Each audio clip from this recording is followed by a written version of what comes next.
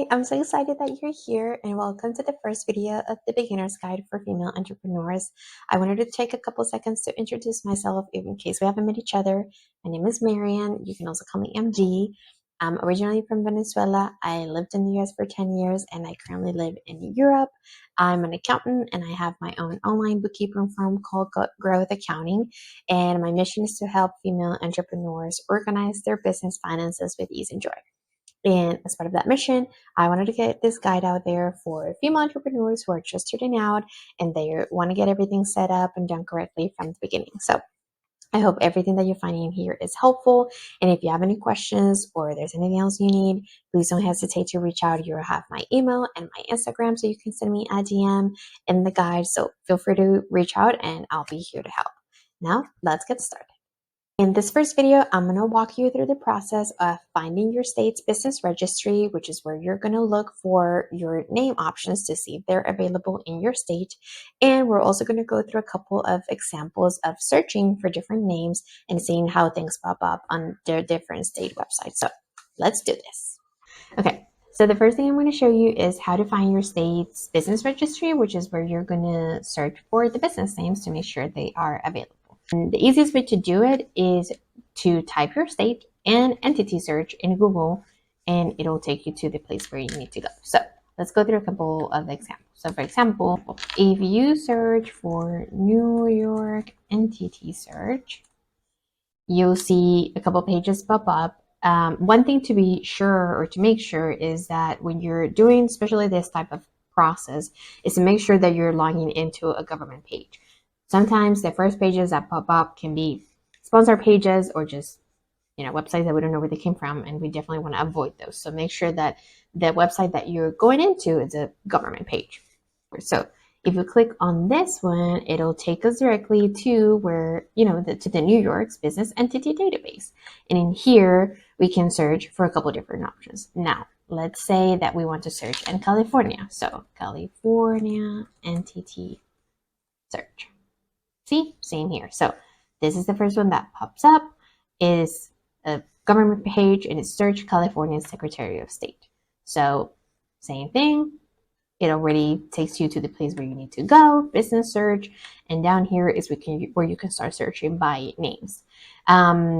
Let's try a different one. Let's do Texas. So Texas entity search. Here, taxable entity search.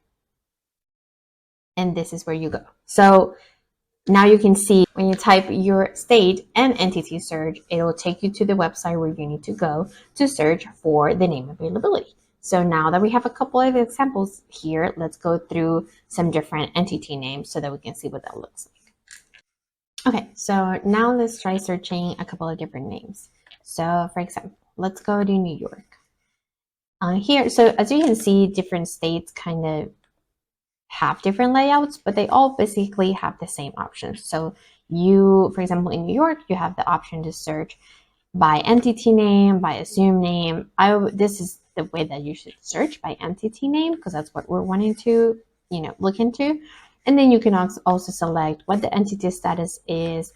If you wanted to search by begins with this name or contains this name or these words, and then the different types of entities. So let's go through this one. So for example, let's say that I have a company called ABC Marketing, and I want to search all the entity types, and I want to search by contains. And I want to make sure that I check all the different entity types, even though, because one, we might not know what entity type we're going to be going for, or two, even if we do, it's still a good way to search, just to make sure that we're not using a name that it's chosen in any type of, by any other type of entity. So if we click on search database, this is the results that we get. So clearly there's quite a few companies that have that name, ABC Marketing, but they all have a different, a little bit of a differentiator. So if you want to pick that name, you would have to use or add a word or two that differentiates your name from the rest.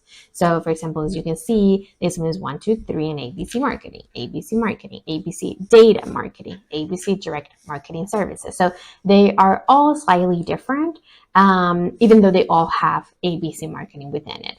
And sometimes trying to differentiate it by using lowercase or uppercase, or in this example, like the periods, it's not really going to make a difference. It has to have something that really differentiates it. So adding a word or two would definitely do the job.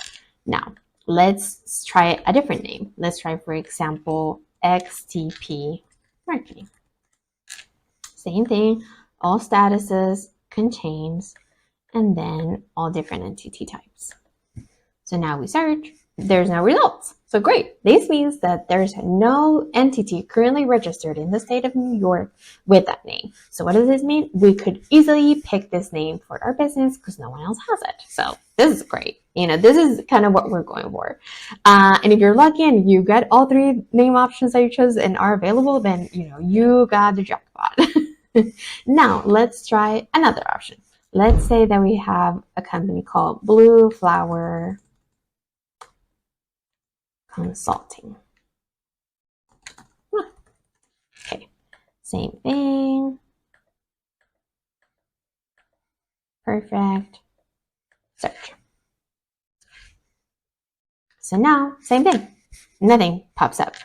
Now, here's the deal, and this is why it's good to try a couple different ways. Now, let's see what happens if we do Blue Flower. Not the consulting, just Blue Flower. Same thing. I know it's a little tedious because you have to go back every time, but believe me, it is worth it. See, now we got a couple different companies that include the name Blue Flower. So Blue Angel Flowers, Blue Flower Counseling, Blue Flower Design, but no one has Blue Flower Consulting. So most likely, even though there are businesses with the Blue Flower in it, then it's okay because yours would be Blue Flower Consulting and no one has that.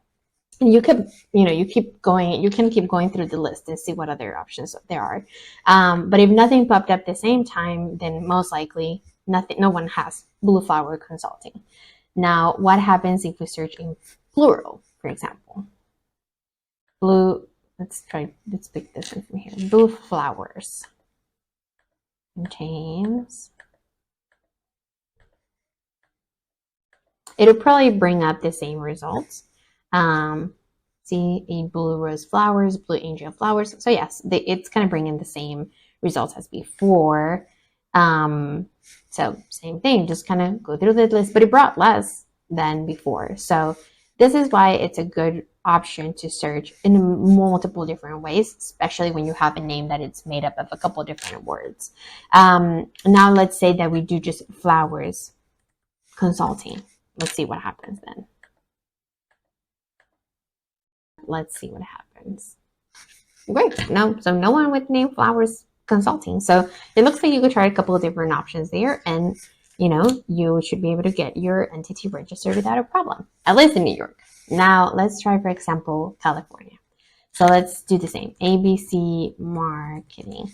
And if you can see here, this is kind of the basic search, and then in here you can click advanced and add as many filters as possible, but we don't want to filter out too much. We rather it includes as much as possible on the search so that we have a good result, and we make sure that, okay, then it's searched by the different entity types, whether they're active or not. Because even sometimes if they are inactive, when you try to apply for, or when you try to register your business with that name, it will deny it. So that's why we want to make sure that we include all the entity types, all the entity statuses, just to be extra sure. So now let's see what happens in Texas, not in Texas, sorry, in California. So here you go. Okay, so now see, there's all these companies: ABC Bookkeeping, ABC Design and Marketing, ABC Global Marketing. So again, you can choose the ABC Marketing, but it would have to have something different, and it cannot be any of these options over here. Now, let's see. I'm going to minimize this. Let's now try the XTP Marketing. Nothing. So great. Looks like at least in those two states, no one has thought of that name. So great. Now let's see about Blue Flower Consulting.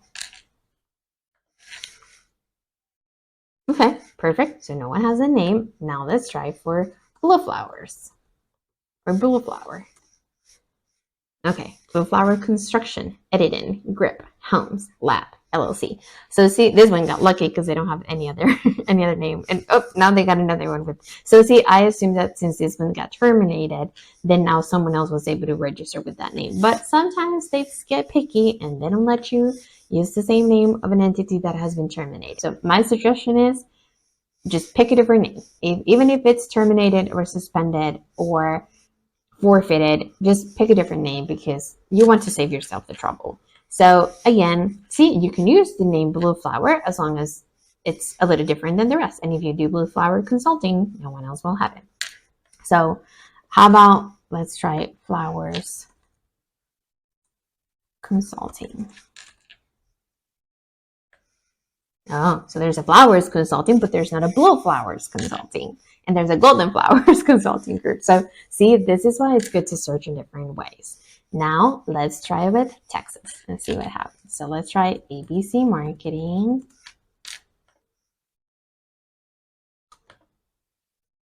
Oh, okay. There's a lot of ABC Marketings in here. Clearly something happened. I'm assuming some of these are probably terminated.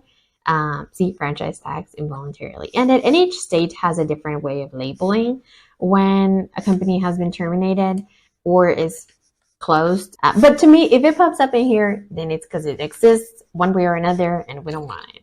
Now let's try XTP Marketing. Okay, great. No one has a name. What about XTP alone? We haven't tried that. Oh, XTP Communications, XTP. So see how things started to come up a little bit different, and we hadn't done this search in any other state, so it's good we're doing it here. So how about Blue Flowers Consulting? Wait, no one. What about Flowers Consulting? Flowers Consulting Group and Flowers Consulting PLLC. So see, but if it's a little different, then don't take it. So I hope this is helpful. I know it's a ton of information, but I just wanted to go through a couple of different examples of how you can search for the names that you picked to make sure that they're available in your state.